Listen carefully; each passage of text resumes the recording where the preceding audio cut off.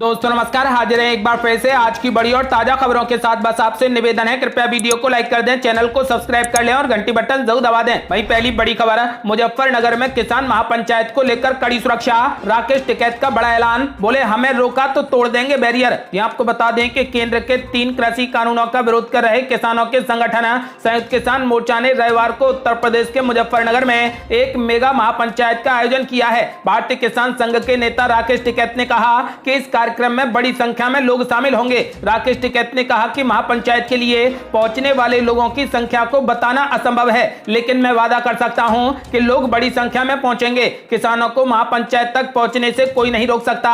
अगर किसी ने रोकने की हमें कोशिश की तो हम बैरियर तोड़ते हुए आगे बढ़ेंगे। आपको बता दें कि पंजाब से लगभग 2000 किसानों के मुजफ्फरनगर पहुंचने की उम्मीद है। वे अमृतसर से सुबह 4 बजे, जालंधर से सुबह 5 बजे और लुधियाना से रविवार को सुबह 6 बजे एक्सप्रेस ट्रेन पकड़ेंगे। इसके अलावा दिल्ली की सीमा पर धरना स्थलों से 400 से 500 किसान महापंचायत के लिए रवाना होंगे। किसान टीकरी और गाजीपुर बॉर्डर से बसों में शिफ्ट में निकल रहे हैं। शुक्रवार की रात धरना स्थलों से 2 बसें मुजफ्फरनगर के लिए रवाना हो चुकी हैं। इसके अलावा राकेश टिकैत का कहना है कि लोग मुख्य रूप से गांव से आ रहे हैं। हरियाणा, महाराष्ट्र और भारत के अन्य हिस्सों के किसानों के भी इसमें शामिल होने की उम्मीद है। किसानों को मुजफ्फरनगर पहुंचाने के लिए कुल 500 बसें किराए पर ली गई हैं। कहा जा रहा है कि यह अब तक की सबसे बड़ी किसान महापंचायत होगी। संयुक्त किसान मोर्चा ने मुजफ्फरनगर महापंचायत में मिशन यूपी की घोषणा करने की योजना बनाई है और इसका लक्ष्य पश्चिमी उत्तर प्रदेश में बड़े पैमाने पर लामबंदी करना है। राकेश टिकैत ने कहा कि यह महापंचायत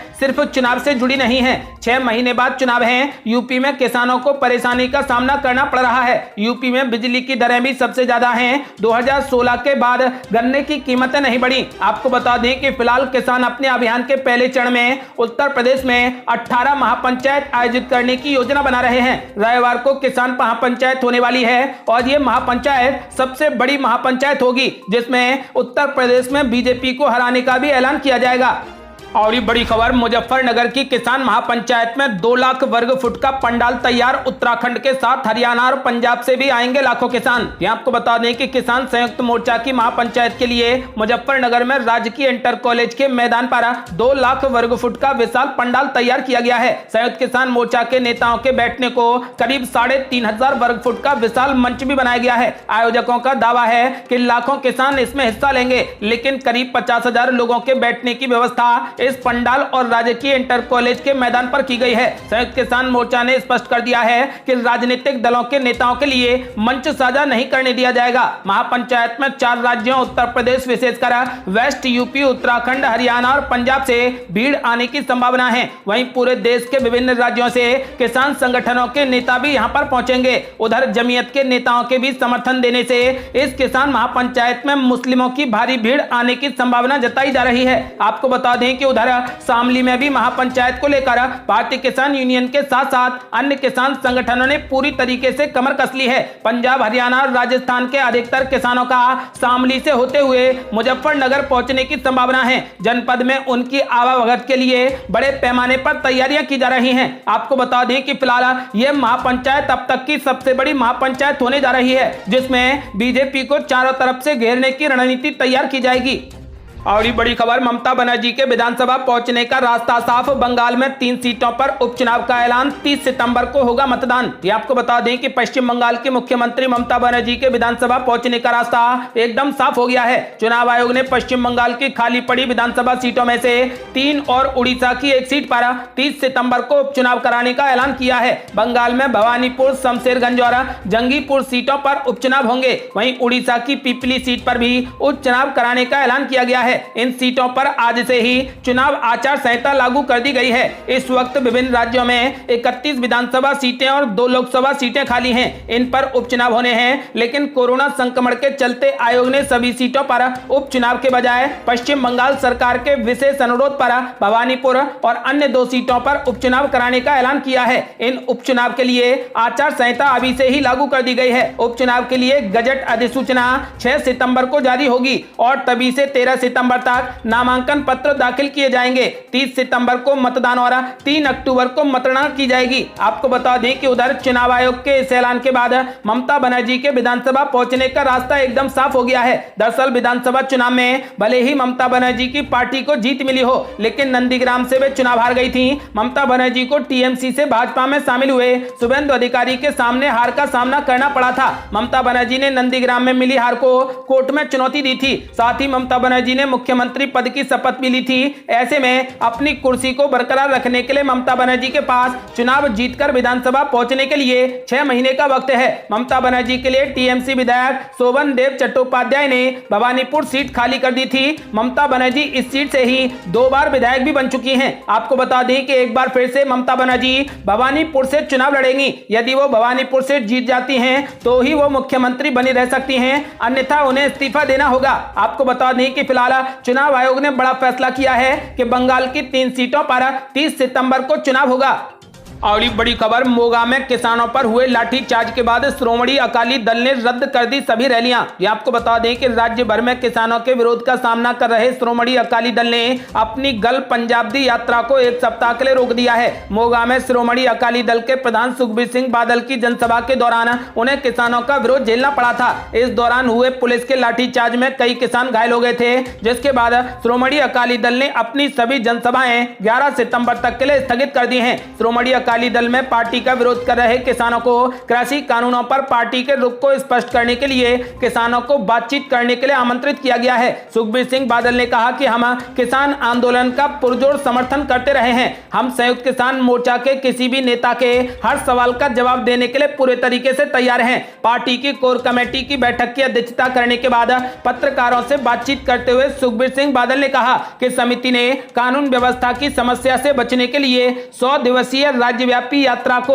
पुनर्निर्धारित करने का फैसला किया है। उन्होंने कहा कि 3 सदस्यीय समिति, जिसमें बलविंदर सिंह भुंदर, प्रेम सिंह चंदूमाजरा और मनजिंदर सिंह सिरसा शामिल हैं, किसान संगठनों से बात कर उनके आंदोलन को पार्टी के अडिग समर्थन को दोहराने और गलतफहमी को खत्म करने के लिए बात करेगी। आपको बता दें कि बादल ने कहा कि किसान संगठनों के प्रतिनिधियों के साथ बातचीत के खुले अवसर की सुविधा के लिए कार्यक्रम को पुनर्निर्धारित किया गया है। गल पंजाबी अभियान 11 सितंबर को अमलों में फिर से शुरू होगा। उन्होंने पंजाब के लोगों को पंजाब विरोधी, किसान विरोधी और सिख विरोधी ताकतों द्वारा शांति और सांप्रदायिक सद्भावना के माहौल को खराब करने की गहरी साजिश के खिलाफ आगाह किया है। उन्होंने आरोप लगाया कि ये ताकतें केंद्रीय एजेंसियों के इशारे पर काम कर रही हैं और उन्हें कांग्रेस और आम आदमी पार्टी का सक्रिय समर्थन प्राप्त है। आपको बता दें कि फिलहाल सुखबीर सिंह बादल ने अपनी सभी रैलियों को रद्द कर दिया है। और बड़ी खबर, पंजाब में कांग्रेस को लग सकता है तगड़ा झटका, आम आदमी पार्टी करेगी कमाल। ये आपको बता दें कि अगले साल के शुरुआती महीनों में ही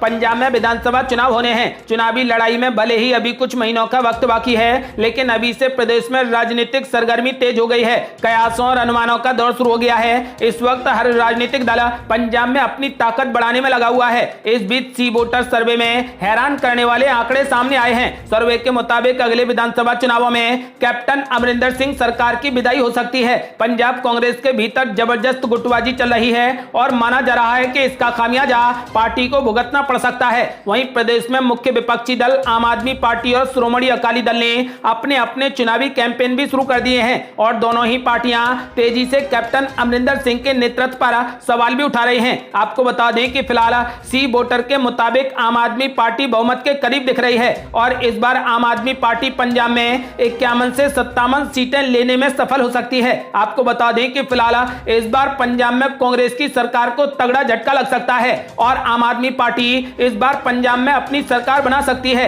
इस बारे में आपका क्या मानना है? अपनी राय हमें वीडियो लाइक कर कमेंट बॉक्स में जरूर दें। और बड़ी खबर, राजस्थान के पंचायत चुनाव की काउंटिंग जारी, अशोक गहलोत के गढ़ में बीजेपी को लगा जोरदार झटका। ये आपको बता दें कि राजस्थान के 6 जिलों में जिला परिषद और पंचायत समिति सदस्यों के लिए हुए 3 चरणों की चुनाव की मतगणना जारी है। जिला मुख्य मुख्यालयों पर सुबह 9 बजे से मतों की गिनती लगातार जारी है। चुनाव आयुक्त पीएस मेहरा ने बताया कि 6 जिलों के 200 जिला परिषद सदस्य, 1564 पंचायत समिति सदस्य, 6 जिला प्रमुख, उप जिला प्रमुख एवं 78 प्रधान उप प्रधानों के लिए चुनाव होना था। इनमें से 1 जिला परिषद सदस्य और 26 पंचायती समिति सदस्य निर्विरोध चुन लिए गए हैं। इसके अलावा राजस्थान में हाल ही में संपन्न हुए पंचायत चुनाव में बीजेपी की तुलना में कांग्रेस बढ़त बनाए हुए है। मुख्यमंत्री अशोक गहलोत के गढ़ जोधपुर में बहुआ पार्टी को जोरदार झटका लगा है। 387 सीटों पर हुए चुनाव में 159 सीटों के नतीजे आ चुके हैं। इनमें से 84 सीटों पर कांग्रेस ने कब्जा कर लिया है, जबकि बीजेपी ने मात्र 57 सीटें जीती हैं,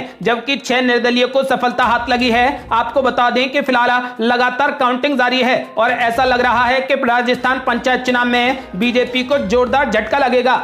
और बड़ी खबर, गृह मंत्री अमित शाह से मिले उप मुख्यमंत्री केशव प्रसाद मौर्य। यूपी में 300 से ज्यादा सीटें जीतने का किया ऐलान। ये आपको बता दें कि फिलहाल यूपी के उप मुख्यमंत्री केशव प्रसाद मौर्य ने शुक्रवार की शाम नई दिल्ली में गृह मंत्री अमित शाह से मुलाकात की। आपको बताते चले कि फिलहाल यूपी में अगले साल होने वाले चुनाव को लेकर भाजपा पूरी ताकत के साथ जुट गई है। विधानसभा चुनाव में सभी पार्टियां अपनी अपनी जीत का दावा कर रही हैं। सपा ने भी इस बार 400 पार का नारा दिया है, तो वहीं भाजपा भी 300 से ज्यादा सीटें पाने का दावा कर रही है। उप मुख्यमंत्री केशव प्रसाद मौर्य ने अगले वर्ष होने वाले विधानसभा चुनाव को लेकर एक अलग ही दावा कर दिया है। आपको बता दें कि डिप्टी सीएम केशव प्रसाद मौर्य ने कहा कि 2022 के विधानसभा चुनाव में 2024 के लोकसभा चुनाव की लड़ाई होने वाली है, क्योंकि दिल्ली का रास्ता यूपी से होकर जाता है। यूपी के चुनाव मुख्यमंत्री योगी आदित्यनाथ के नेतृत्व में ही लड़े जाने की बात कहते हुए उन्होंने ये भी स्पष्ट कर दिया है कि चुनाव के बाद मुख्यमंत्री का फैसला केंद्रीय नेतृत्व और निर्वाचित विधायक